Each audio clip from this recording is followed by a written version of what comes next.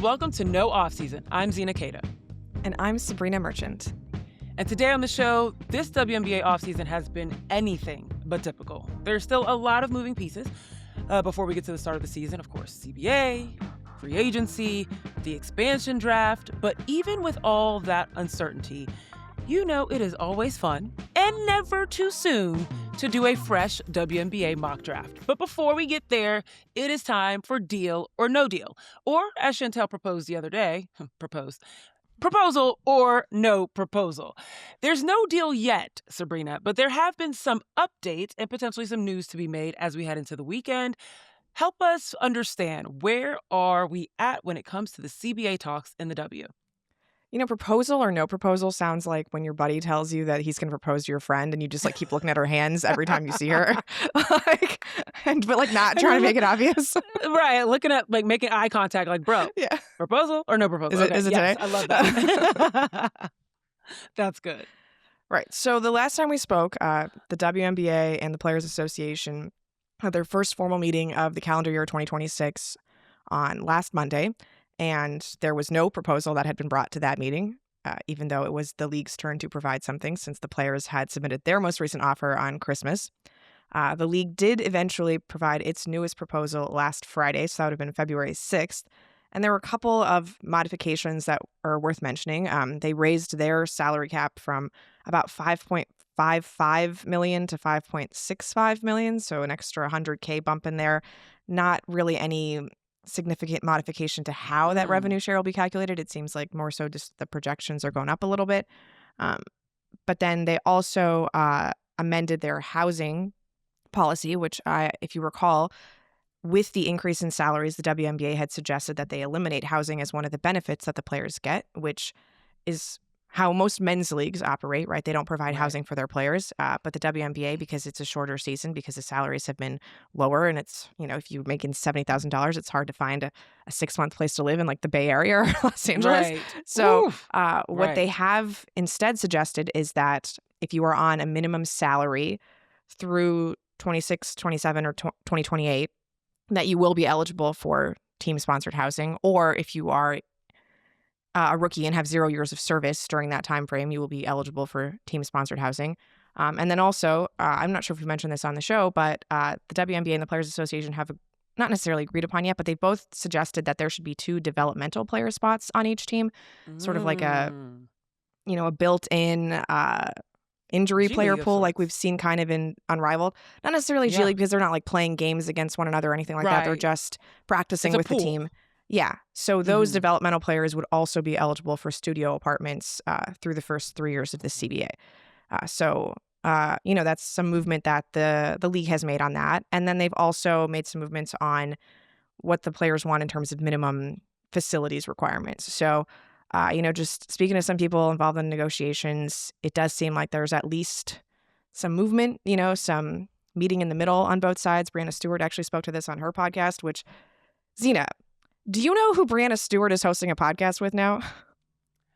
This is new news to me. Okay. I have no idea, actually. Gotcha. Please enlighten me. So, Zena, as somebody who's involved in both the WNBA and NBA spaces, it might intrigue you to know that Breanna Stewart is hosting a podcast with an NBA player. And it is the most random NBA player that you could possibly think. There's no touchstone that I can think of to connect this person to Breanna Stewart. Is it Jabari Smith Jr.? No, it is Miles Turner. So there's no UConn connection. No Real Team USA connection. Miles Turner's not this is like a 3-week-old podcast. Recognized game between Breanna Stewart and Miles Turner. Wait, what?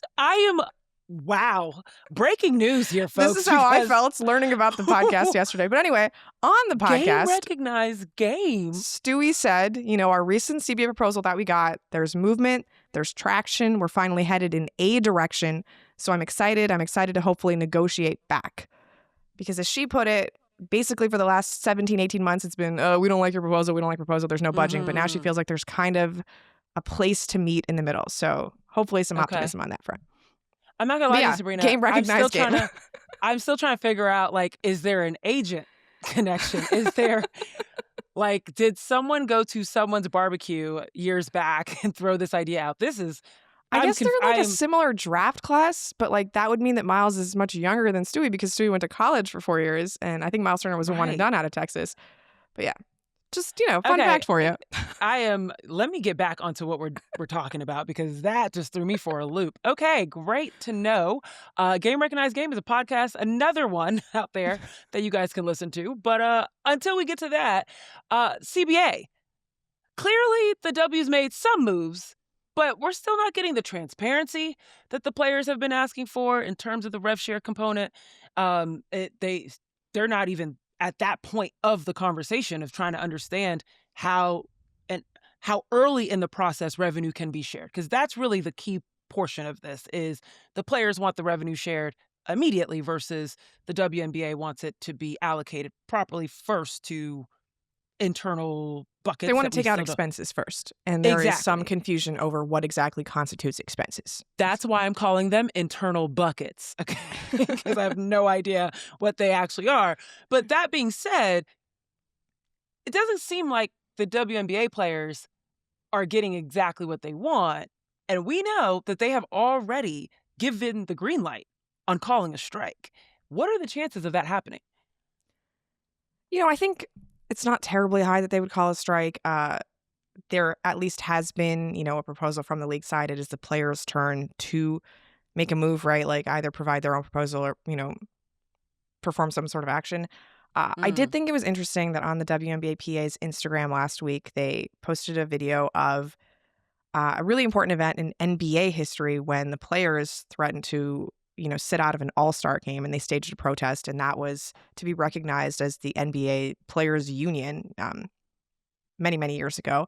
And as some of you might know, if you're not men's basketball fans, NBA All-Star Weekend is this weekend, and the WNBA players, usually participants in some form or fashion at NBA All-Star Weekend, whether that's the celebrity game, whether that's on Saturday night with like the Shooting Stars competitions, are not there this year. They're nowhere. But to post that video about NBA All-Star, about, the power of collective action in that moment, and for that to be happening this week where WNBA players noticeably don't have any other commitments lined up, it's just something to think about, as some stage that might house another type of collective action. Well, listen, there is the Unrivaled one-on-one tournament happening and closing out. Okay, they might want to be there to support whoever's in the finals. Not all of them. Exactly. Okay, that's very interesting. We'll see what happens with where the players end up in terms of if they want to call a strike or not. I cannot believe this has dragged on so long, but I understand why. Got to get this right. Got to make sure that the future of women's basketball is in the right hands when it comes to the WNBA. And so we'll see what happens there. But let's move on. We just talked a little bit about Unrivaled one-on-one. That tournament kicked off on Wednesday night. And man, it was a lot of fun. But before we get into that, there's also someone that's coming back, Angel Reese. And I don't know if you guys have seen this, but if you go to the Rose Basketball Club page right now, it's obviously all her Rose teammates, all in their jerseys. And then it's this fire picture of Angel Reese in I think it's like a button up and a tie, and she just looks amazing. I'm like, this is such an Angel Reese return to the Rose Basketball Club. So yeah, after choosing not to come back this year, I believe it was under wanting to heal, right, from some injuries, and then also just being able to develop on her own. She is now re-signed with her former team, the Rose Basketball Club, and she will hit the court with them on February 20th. Sabreena, what is the story here? Why did Reese decide not to come and now is back so late in the season? Yeah, I'm not sure it actually had anything to do with injuries because we saw Angel Reese at Team USA camp in December. Oh, that's and right. She said she was fully recovered from all of the injuries that had taken place during her Chicago Sky season. She was a full participant in camp, and should note has also been named to the qualifying roster for the World Cup qualifications for Team USA. That'll be happening in March. Don't read too much into that roster because, the likes of Nafisa Collier are still injured. Breanna Stewart's going to be part of camp, if not the actual tournament. Everyone's still available for Team USA. Right. But Angel, I think, we've seen a lot of Angel over the last 2 months. It's not like she hasn't been doing anything. She was in a movie that you saw this week, Zena Goat, right? She's been part of that press junket. She took part in filming the second season of Hunting Wives on Netflix. She was at an NBA Europe game in London. She's got this new Reese's Oreos collaboration with Paige Beckers. She's got a lot of things happening. And I think her missing the first part of Unrivaled wasn't that she didn't want to be part of Unrivaled. It was more so, hey, like, this is also my off season. I am a big brand and I have a lot of things to accomplish. And I think she was very successful in accomplishing a lot of things over these last 6 weeks when she could have been in Miami. And it also speaks to the fact that Angel still kind of wanted to play basketball, and there aren't a ton of games left in this season. But, presumably she wants to help Rose make this late stage playoff push and repeat as champions. She didn't get to play in the Unrivaled postseason last year because she was injured at that point. So, yeah, I think it's just sort of balancing everything that she can accomplish during one off season. And we see that with a lot of, players who are in Unrivaled. And like with Sabreena Ionescu last year, she was about a half participant in Unrivaled because she had her own like Asia tour with Nike and all these other things going on. Yeah, I'm excited for Angel Reese to come back. I think Rose could absolutely use her. It's not a coincidence that Rose is right now last in rebounding when they were top in rebounding last year. When you've got the likes of Angel Reese having 20 and 20 games in Unrivaled and also the W. But this is good for Angel to be able to have that front court presence to continue the development. And again, Rose has been kind of middling. Their record is 5-6 so far this season. They had a strong start. Everyone thought they could run it back, and then things have just been a little bit blah. And I think a lot of it has to do with not having quite the same rebounding presence, front court presence, and just offensive firepower as they had last year. So I'm looking forward to it. What are you thinking Angel might be able to bring back to the game, to the league even? Yeah, I mean, we spoke about this at the start of the Unrivaled season about how much player movement there was this year. Only 2 players got to be retained to each playoff team, 1 to each non-playoff team. So there was a lot of just changing of teams. Rose actually has about as much continuity as any team in the league, right? They have 4 of their players from last season now with Chelsea Gray, Kalia Copper, Lexi Hull, and Angel coming back. Unfortunately, they did have to give up Azria Stevens to make that room for Angel. But it's the same head coach in Nola, 3 of the same players, that Angel will be rejoining. So I think if you're going to join a team this late in the season, at least there's a lot of continuity, a lot of like still common experience that you have from the year before. So it's not going to be an entirely new experience. And like you said, the inside presence is just different with Azria Stevens. I feel like she's more of a wing, even though she's 6'5". So having Angel to, be that rebounding force, just help Chelsea with pick and rolls, because there's like a lob threat there when Shakira's not on the floor. I think it's just good for everyone. And I think it's great for Unrivaled that a few of their stars had opted out this year, right? And like Asia Wilson, Caitlin Clark, obviously still not a part of the league, but Angel is about as big of a name as anybody in women's basketball. And for her to make a commitment to want to come back, even if it's for such a short period, speaks very highly of the league, I think. I agree. Let's keep it on the Unrivaled front because that first round of the league's one-on-one tournament went down on Wednesday night, and it was fun. And shout out to Veronica Burton for quite the ending of that night. I mean, I think that's where I want to start off with. Veronica Burton goes up against Courtney Williams and shuts her out straight up, back to back. Just perfect. I think 4 layups and then a 3-pointer to seal it. Yeah, correct. It was perfect execution, and it was the fact that Courtney Williams is, literally jaw dropped, hand over mouth clasp, like, oh, I cannot believe I just did that. And it was funny because Brittany Sykes, Slim, almost got shut out, and she got a layup. So that was like, people were close to getting shut out, but Arika Ngubwale was able to defeat Brittany Sykes. Veronica Burton took down Courtney Williams. Sonia Citron took out Marina Mabry, and then Chelsea Gray also took out Natasha Cloud. And I wanted to ask you, which comeback was better? Chelsea Gray's against Natasha Cloud or Sonia Citron's against Marina Mabry? Yeah, so I have a lot of thoughts on the one-on-one. First of all, I just want to say that I had so much more fun watching it this year than I did last year. I think it's because of the position brackets. Everyone being like-sized really helps. And I do think that like the players who were in it again just had a better understanding of the rules, like the take fouls and the outlet passes and stuff. Like it just felt like there was a better flow. But to answer your question, I was so mad at Natasha Cloud for going for the 3 when she was at 10 points. Like, you don't need a 3. You only need a 2. And so I felt like she was just letting Chelsea back into it. So that just offended my sensibilities. So I think I would prefer the Marina Mabry Sonia Citron comeback because, we talked about this ahead of time, little Notre Dame, some chatter. Obviously, Sonia's not much of a talker, but I thought that just had a better like overall flow than whatever Tosh was trying to do to win that. Like you didn't need to go for like a kill shot there. Like you just needed it too. And that's the thing, and I apologize for speaking over you, like, because I got incensed as well, especially because Chelsea Gray wasn't even in position at that point. Like, Right. she took that three before Chelsea had recovered. I think it was to like her. still 10-5, right? Yeah. Yeah, and but physically wasn't in position. Like, there was no reason for Natasha to have taken that. She could have easily gone to the basket, blown right by her.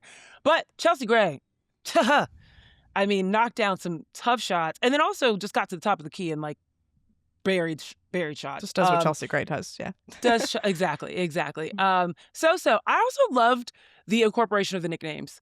I thought that was really cute. Like Rike, It's a little Slim, inconsistent. So-So. Like Marina was just Marina, and then Sonia, right. who I believe already has a nickname that's Sony, became Sony So-So. is now So-So. And I thought that was new. I was like, oh, I've never heard So-So. But I've never heard it. But that's what made me pay attention to it. I was like, oh, interesting. So-So. And Roz Golden Bude called her So-So. So I was like, do we need to be in Miami, Sabreena? I think that was just like some product integration. I don't believe anybody's actually called her that. I think she's Sony. Okay. Also, Sony. So-So, a terrible nickname for like a tournament when you're like trying to be the best. Right. So you're So-So. Like, what? No. I don't like it. I don't like it either. We're going to stick with Sony over here.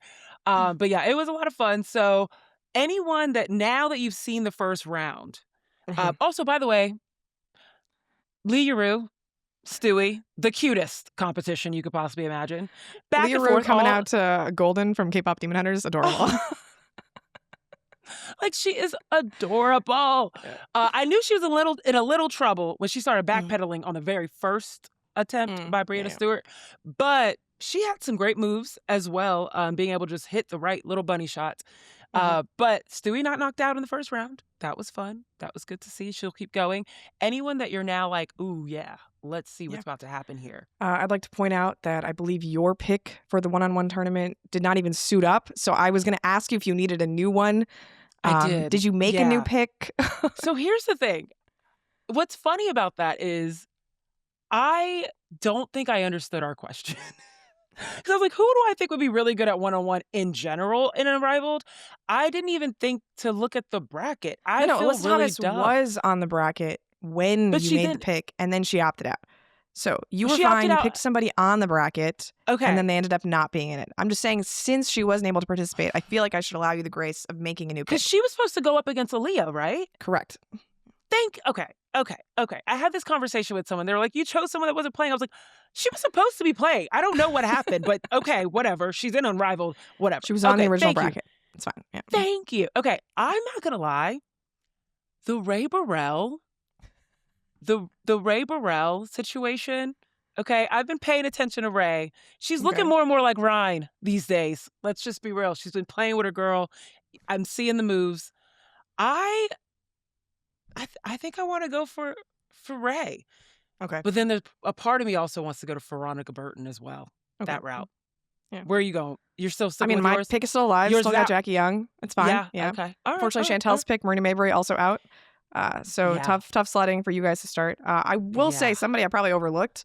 Kelsey Mitchell. My goodness, that speed in the half court is a lot to deal with. I loved when they brought up Nafisa Collier's analysis for Rachel Banham, and she told Rachel, she's like, you're going to have to make shots because I don't think you can defend her. Like, I just don't think you can. I had like all playing these notes defense is going to be bad for you. Correct. And the thing is, she started strong. We were like, okay, Rachel, hit that first shot. We were like, okay, but yeah, I had notes on all these as I was watching them. All I put for Kels is just KELZ in big letters. Fast. Just fast. Just so good. Okay, we've been talking about this for a very long time. Round 2 plays out tonight. 1v1 tournament wraps up on Saturday. Up next, we're going to talk about some top WNBA prospects in our latest mock draft.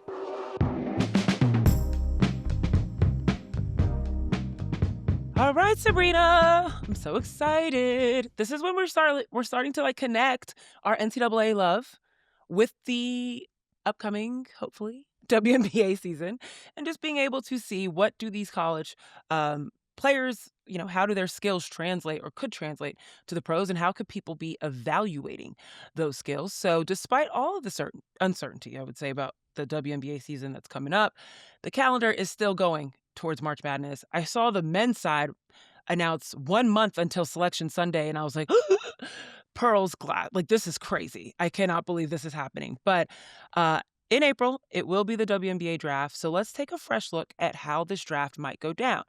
But before we go into the nitty-gritty of all this, at this moment in time, we have no set timeline for when free agency will play out, aka we will not know how these team rosters are shaping up um, before we get to this draft. Maybe. We don't know. We have no idea how this is all going to play out.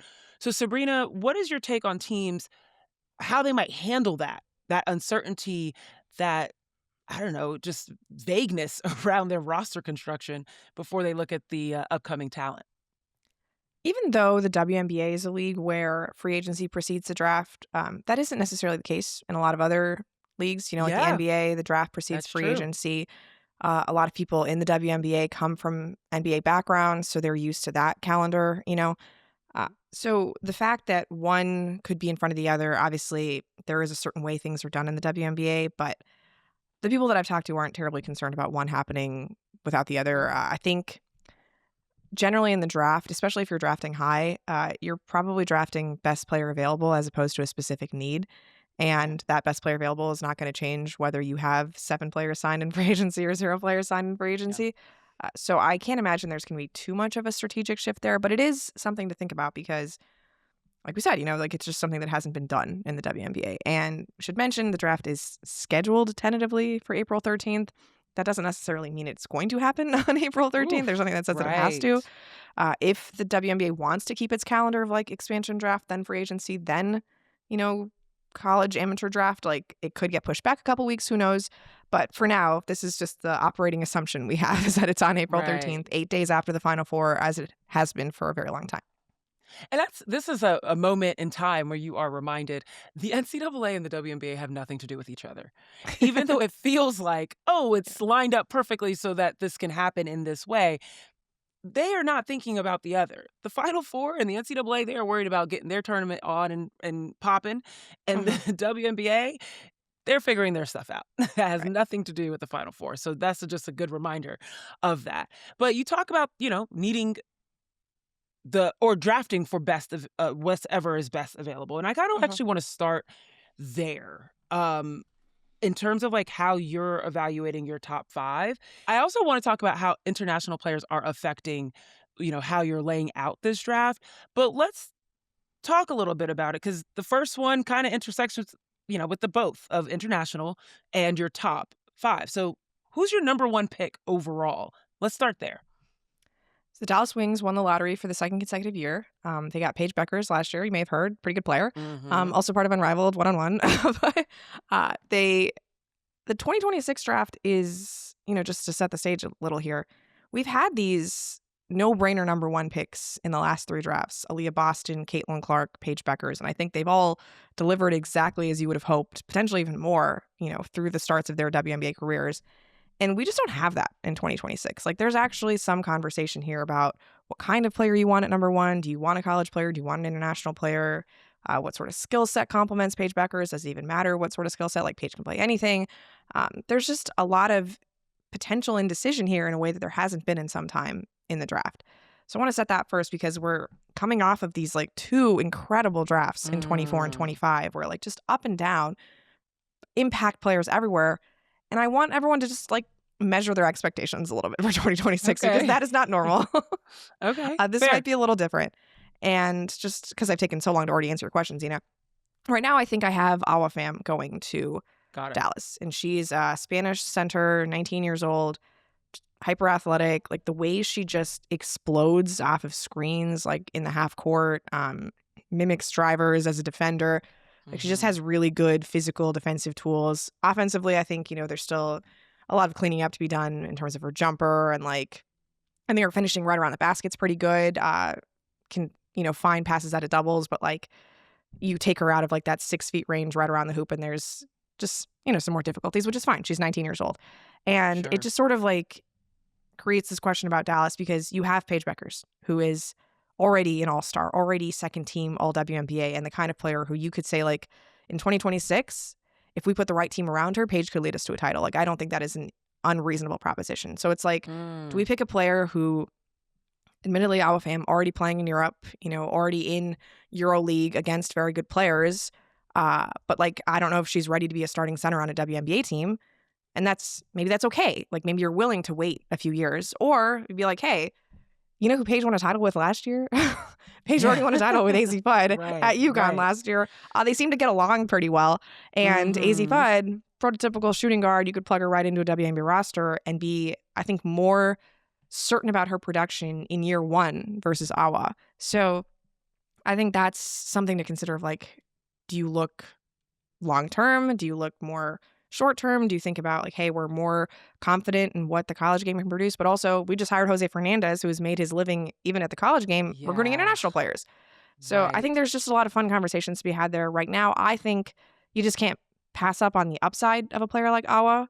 Whereas like, I know what AZ is, but I don't know how much more AZ is. And that's why I have, that decision for the Dallas Wings.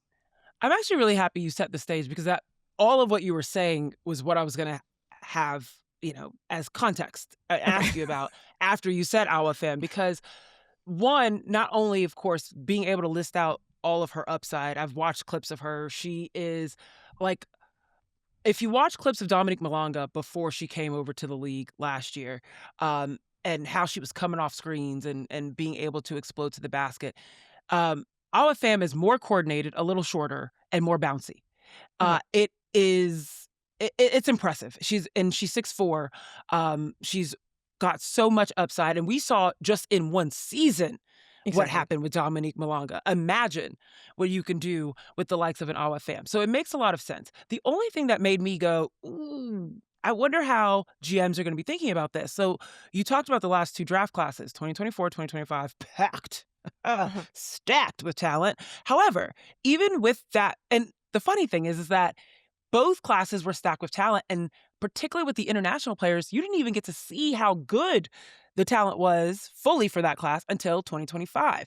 Because in that 2024 class is when Carla Late was drafted originally by the Dallas Wings, and she didn't come and start playing until the Golden State Valkyries. And the same thing with Layla Khan, who was drafted by Connecticut, finally came over, and you saw the immediate impact that she provided the Connecticut Sun. That was two players, I believe. Oh, yeah, and then Nadia Pouch in Atlanta from 2024. Still hasn't come over. Yeah. Still hasn't come over. So there's three players in the 2024 class that didn't play immediately in that first year. Two of them played the next year. Then last year, two players. You had Yusei Uchite for the Golden State Valkyries, who is expected to come over this year. And then Aja Sifka, that was drafted to Chicago. And I'm wondering, is there any hesitancy by GMs thinking about international players? And, we know about the draft and stash. With the CBA coming up, more money, one, do we think players are going to be like, I'm going to stay over here when there's so much more money now to be had in the States with the W? And two, do we think that after seeing what these international players have done once they come over, GMs might be a little bit more willing to go the international route? The money is a great point, because for so long it has been what is going to entice international players to want to leave their homes, their comfortable situations with their leagues, to basically use their offseason to play for the WNBA, right? Because they're already still, in the Croatian league or the French league or the Italian league or whatever, playing a full season in the fall and winter and then coming to the WNBA. So they don't get any off time. And it's like, why would they do that? Well, you get to play against the best players, but also now you get professional standards in the WNBA and you get a higher contract. So I think, you're starting to see younger international players value the WNBA, especially the French ones, in a way that they haven't before. Like, for so long, GMs have been so reluctant to draft French players because their league runs long. It runs into the start of the WNBA season. There just hasn't been a lot of interest in coming to the W, but you've got this young wave, like you mentioned, Late, Lacan, Malonga, right? Ileana Repair, Janelle Solon, right? All of these players young French players who really enjoy playing in the WNBA, and it seems like that is going to be a consistent part of their basketball calendar. So I think just the WNBA becoming more attractive, becoming a place where you can actually make a real living, entices the international players to want to come. So I don't think the GMs are worried about having to sell their team in the same way that they were, 10 years ago when they would draft an international player, be like, maybe she'll come, maybe she won't, but I'm not going to get fired for this pick because one, my owner's not watching me, and two, you can just say, hey, we got this girl who's coming over. Right. Yeah. So I think that's part of it. Yeah. Yeah, there are a lot of I remember there were a lot of questions in Golden State. Who is Eustace? Yeah. How do we say her name? What do we know about this person? Right. And I remember having to, because of Ben Pickman, shout out our homie, and the international research and due diligence he would always do. I knew a little bit about Eustace to be able to share in the Bay, like, hey, she's a baller. Like, once she comes over, you're gonna have a problem on your hands for the rest of the league, at least. So before we Just one get more into thing your about international Oh, yeah. players, though. The ages, right? We've talked about this on a previous show where, That's what I was gonna We're on the yeah, same page, Sabrina. I love college this. players, Yes. you've got to be 22 the year you're drafted. You have to finish Right. college. And because of COVID years and medical red shirts and all this other nonsense in college sports, a lot of these players are coming out not just 22, but they're 23, 24 the year they're being drafted. You're going to see a lot of that in this year's draft.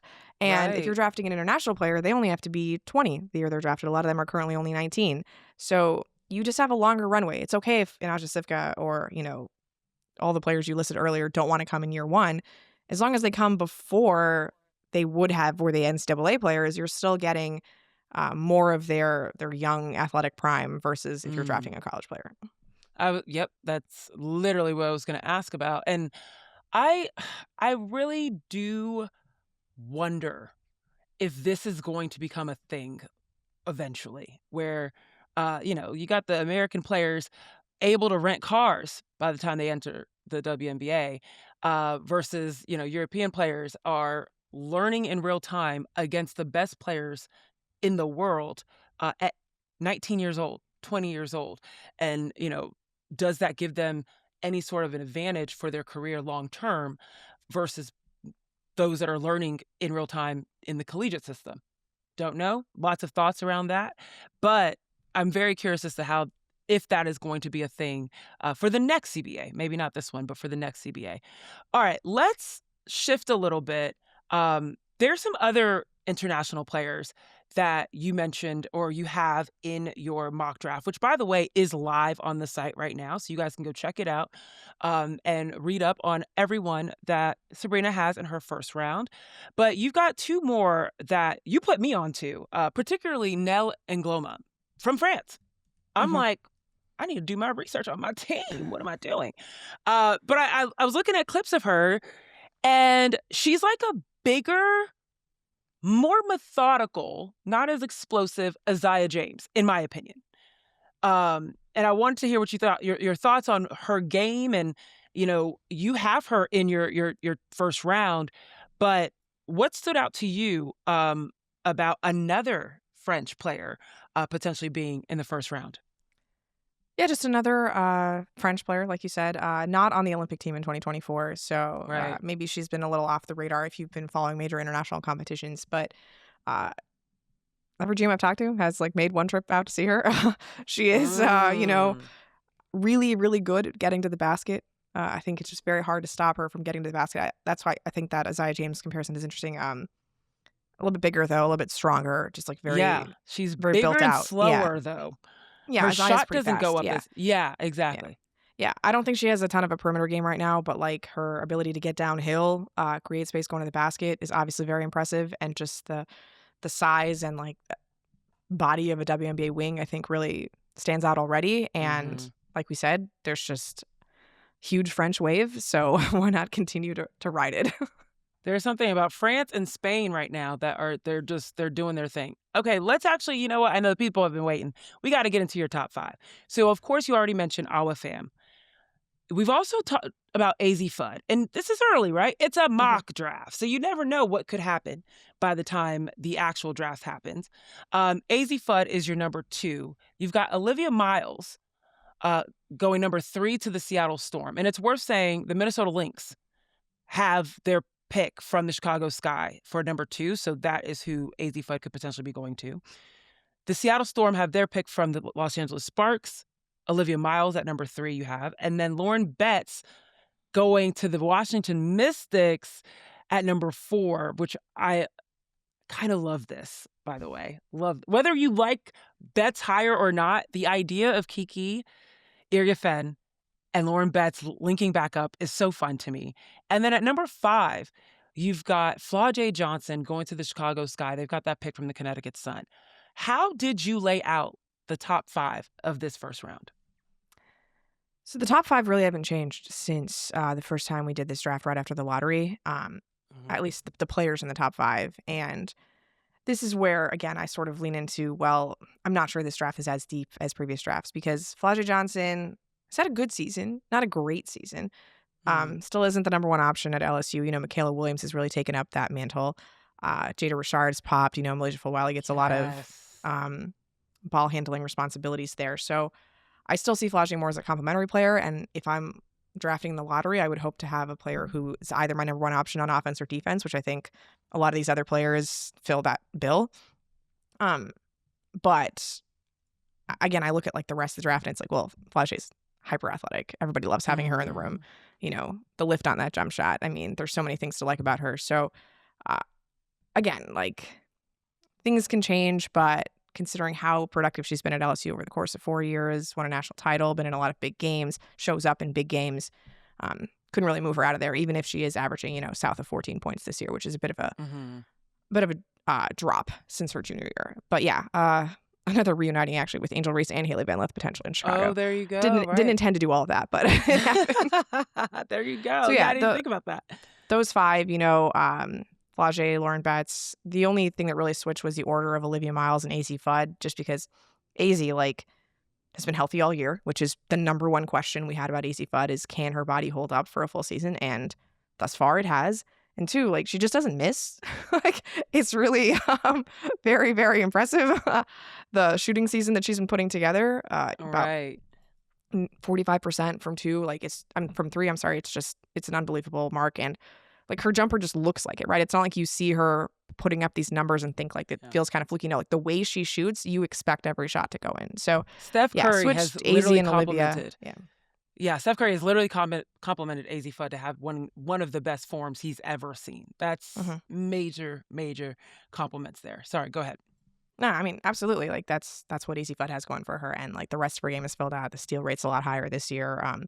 Been a more impactful defender. Admittedly, she is in her 5th year of college versus some younger players. So you always want to take that with a grain of salt when people get significantly better over the course of their careers. But yeah, I think Miles has also been awesome. I remain a huge Olivia Miles fan. I think she would have gone 2 or 3 in the draft last year had she chosen to come out. Just pure point guard extraordinaire. Really have nothing bad to say about her as an offensive player. The jump shot has stuck around this year post ACL. So you want Olivia Miles going to Minnesota, AZ Fudd going to Seattle. I think that's fine too. I don't think either of them is going to fall beyond 3 personally. But whatever order you want to take them in, I would not complain about. Fair. Also, I love to give our writers their kudos. Usually I do this off the pod, but talking about Miles and the fact that, yes, her turnover rate is a little bit high, it's the creativity tax for her audacious passing. Ooh! You ate with that, girl. You ate with that. I love that. All right, let's keep it going and just talking about overall anyone. And by the way, you can see the full list of the top 15 in the first round. And that extension is interesting, right? Let's talk a little bit about how adding some extra spots. This is now, you're looking at maybe 13, 14, 15. Is this technically your top second rounders? How do GMs look at this? And how does the changing of the first round kind of impact how you're drafting now?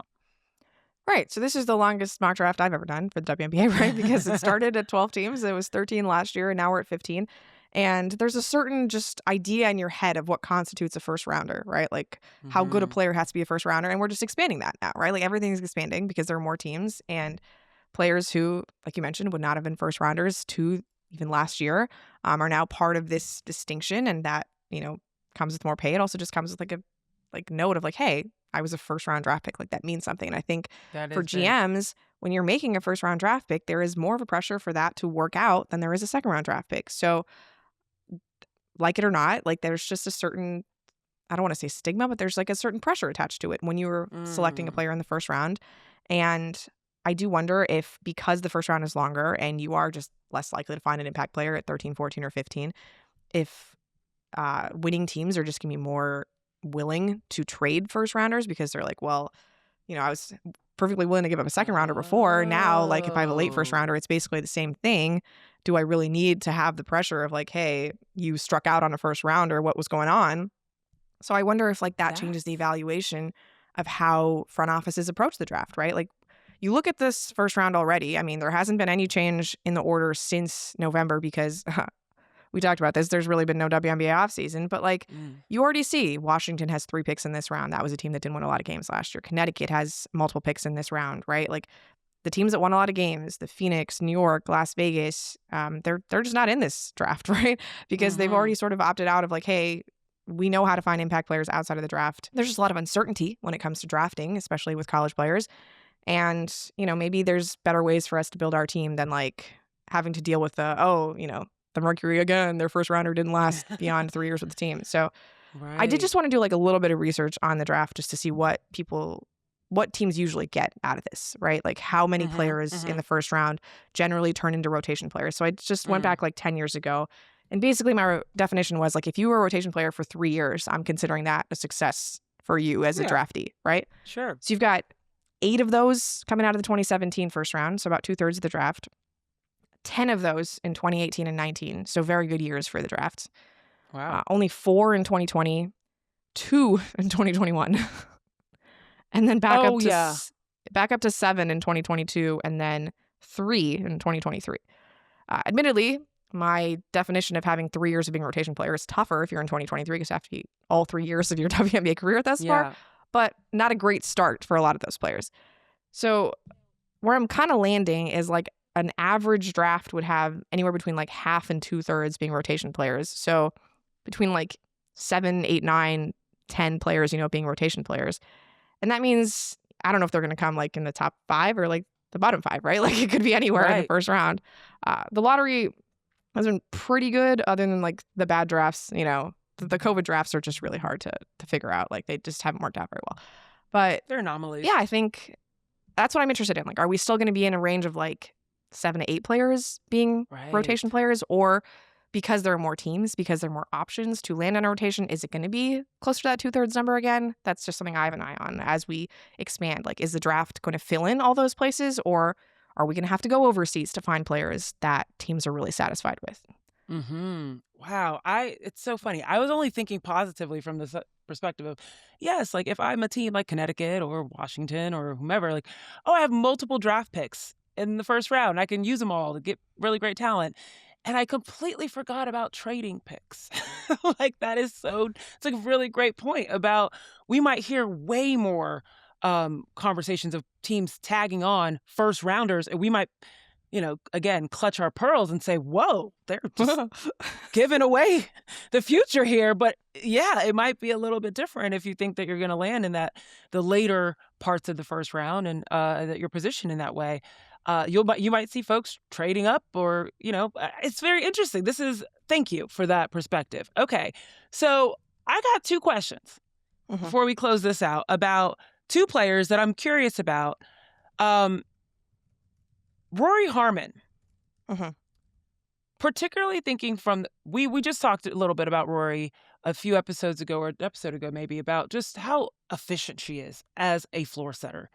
And how important that is. And I was, quickly like looking at her statistics. I believe it's just this season. It might be actually for her career, but 6.6 assists for Rori Harmon at Texas per game on average right now. Sue Bird at UConn averaged 5.1. I'm just saying, she's literally the number 1 assist giver in the WNBA's history. That's a good track to be on. Now, Rori didn't outdo like Courtney Vandersloot or Tisha Penicheiro, but she's on the right track. She's in the right company, is what I'm saying. To be an amazing WNBA point guard potentially, what were your thoughts on where she lands and what might be keeping her out of the first, or even out of the first round, or even in the considerable honorable mentions? I think WNBA front offices are very wary of small guards. I think you see this trend sort of throughout professional basketball. Just think about how much small guards get hunted in the postseason. And Rori, for all of her gifts, is still only about 5'5", 5'6", even though she does have a very high assist percentage. And we've talked about her defense at length on this podcast, like just a tremendous in-your-face kind of defender. The size is a concern, and her jumper really doesn't exist like beyond the free throw line, and I don't think you can be a credible point guard in the WNBA if you don't have like a pull-up jumper beyond that. So those were a couple things. I mean, I expect her to get drafted. I don't really expect her to get drafted in the first round though because of that. Okay. And it just, I don't know, it just speaks to some of the differences that exist between how college basketball works and how the WNBA works. For sure. Okay. All right. Another person that came to mind too. I know we've talked about the UCLA situation. I mean, you got Gabriella Hackas in here.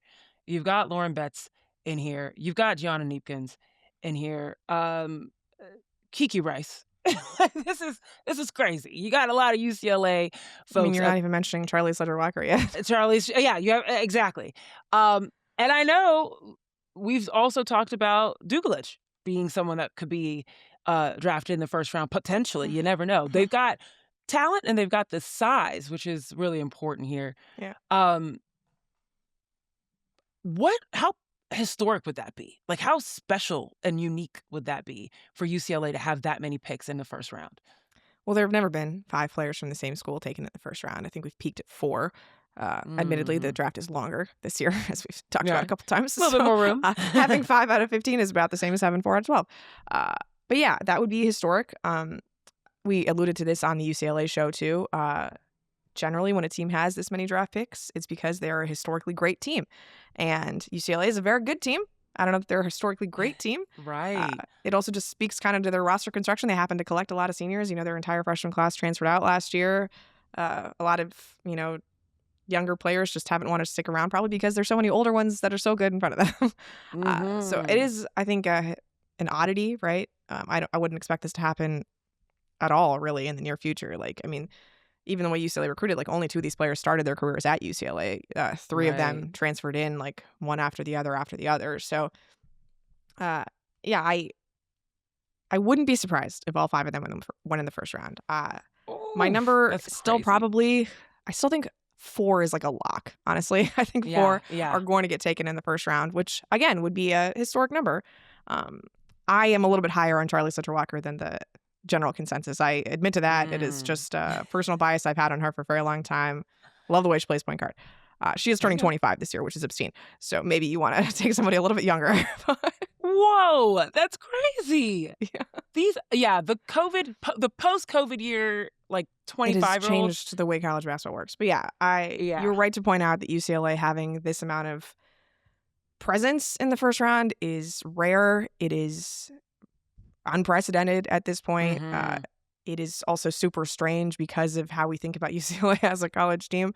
Sure. But be prepared for a lot of shots of Corey Close and UCLA players and all of their tables at the WNBA draft this year. It is going to happen. Exactly. I feel like it's going to be very similar to like what UConn experienced last year, where they were just like in the stands and like Caitlin Chen gets called and all that. And like, we're constantly just like, wait, did someone else get called? Did someone else get called? But it's just going to be a little earlier, guys, for UCLA. Anyone else, as we close this conversation, that comes to mind, might be a sleeper, might find a way to poke through into the first round that you were like, I don't know. Should I include them? Should I not? Well, I actually kind of want to know who you think should be in this range, because I have, the players in my top 15. I have the 3 in the also considered. I also listed like 4 more on the 15th pick of like players who I thought could be in that range. So you basically have my like top 22 or 24 in this mock draft. So I want to know from you, Zena, who am I missing? Who am I overlooking as a first round draft pick? I like the fact that you added Maggie Dugan from Richmond and Layla Filia. Janiah Barker was interesting for me. And mainly just because Janiah Barker is one of those players that's also older. She has the build. And I think that's really important, just to be able to knock around with folks. When I think about Janiah Barker and what she could potentially bring to the league, is very similar to what KK Timpson brought to Indiana.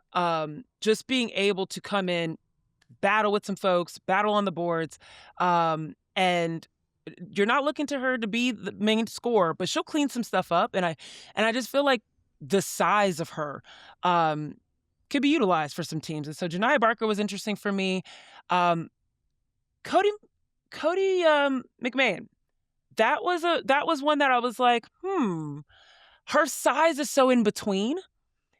and I don't know where you could position her, but she has a motor that is so undeniable that I feel like,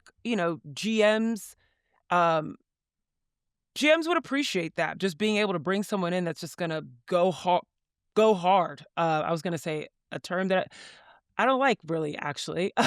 Something to the wall. Just think something to the wall. But just I feel like Cody McMahon and just her ability to get downhill, her ability to finish in the paint, her footwork inside, it's really, really great on the college level. I don't know how it will translate to the league level with some bigger trees and some more athletic folks, but she also has a size to her as a big guard and a physical guard. So those two were ones that I was like, oh, I was curious if you had them on your also considered list. Sure. But yeah, thoughts on With those? Cody, I just don't know what position she is. I She was kind of like a know. 3 or a 4 at Ohio State, but she's not big enough to play that in the WNBA. She's kind of been playing point guard for Ole Miss, but I don't think Hmm. she is really a point guard. Just her handle is not really what a WNBA point guard is. Like it works for Ole Miss, but it's not gonna work at the WNBA level. And I just thought she was a little too up and down for my taste at Ohio State. Like I Yeah. realized she's rehabbed a lot of her value here at Ole Miss. Um, the inconsistency, and like the fact that Hmm. her game is a little one-dimensional for my taste. Like it's a lot of getting downhill, and then thankfully she has reduced the number of offensive fouls that she picks up this year. But Right. there's That just is a couple good. things that like aren't my particular cup of tea with Cody. And again, like I said, I'm a little bit higher on Charlize than most people. Most people like Cody McMahon a lot more than I do. So I wouldn't be Mm. surprised to see her name pop up, as we get closer to this draft conversation. With Janiyah, that's probably the hardest person I had to leave off of this list because having, you learn so much about a player watching them play in person, just like how big they actually look next to everybody, what their practice habits are like and all of that. And I spent a lot of time around UCLA last year when Janiyah Barker was there. And I thought it was really impressive how she just like molded herself to a winning context when she was this very highly really rated recruit. Um, all these opportunities at Texas A&M to be the alpha there, and she decided like, no, I want to come to a winning team. I want to like actually compete. I'm going to come off the bench. I'm going to do whatever's asked of me. Like I'll play backup center. I'll play power forward. Whatever it is. And I thought she really fit like within that context, and I was so impressed by her ability to just do whatever was asked of her Mm. because she is so hyper athletic. She can blow by any defender. She does make really impactful plays at the rim. And then we've kind of gone back to Tennessee and like some of those habits have just sort of devolved again. And I think it's just so context specific with Janiyah. Mm. And like I would not want to bet against that level of just physical profile. And having been around her, like she's a lot of fun to be around. But yeah, I don't know that she's always making the right decisions on the court, and it's just hard to figure out exactly where that fits. So Mm. again, like a player who I would expect to be in this conversation for sure, but at this particular moment on February 12th, not in my first round. Okay, that's fair. That's fair. Yeah. Okay, one last one. One last one. Just because you just made one pop into my mind. Hmm. As you were just talking about someone that makes the right decision, someone that's impactful at the rim. Reagan Beers. Where does Yeah. she lay in your landscape? I'm not even sure Reagan Beers wants to play professional basketball. That's kind of part of it. Yeah, yeah. She's Uh, kind of like a Yoka Lee in that way. Yeah. Hmm. I've talked to her before about how she's really excited to eventually be like a preschool or grade school teacher, which I Yeah. could easily see Reagan Beers doing. Um, she's just a little undersized for a center, right? We've seen in the Yeah. SEC, like some of the bigger players can make her life difficult. Love watching her play. But, she's kind of like the classic example of like, I get what you do in college. It's not going to work in the WNBA. Yeah, we've seen those. And that's how I feel about like, And that's okay. College basketball, different sport, yeah. fun to watch. I thoroughly enjoy watching Reagan Beers. Just don't think it's going to be a WNBA thing for her.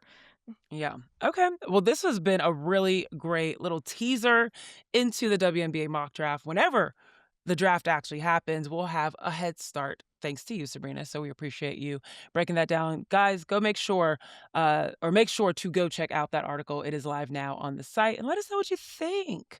Be nice. Okay. Don't get all up in your, in your feelings if your player was left out. That's okay. just let the player know, and then they can play for that spot later on. But appreciate you, Sabreena. Let's close this out with where we're going to set our screens this weekend.